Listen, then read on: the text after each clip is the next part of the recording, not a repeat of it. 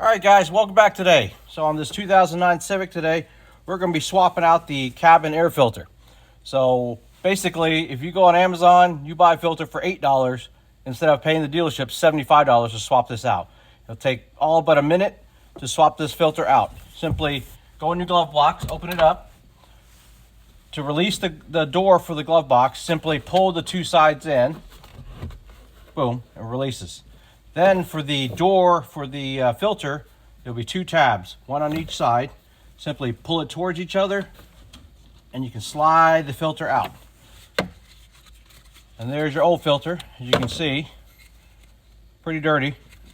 This is about 6 months old. So if you've never changed it, you're gonna be in for a surprise. So to reinstall the new one, here's the new one I picked up from Amazon. Like I said, for about $8. There'll be a little arrow. It says direction with the airflow. Point it down. So on the filter, to reinsert it, the rigid side of the filter goes to towards the doors. And then simply snap it back in place. Boom. And then reinsert it back into the slot. So you hear it snap. There you go. Reinstall the door and you're done. So there you have it. $8 instead of $75 at the dealership. Once again, thanks for watching.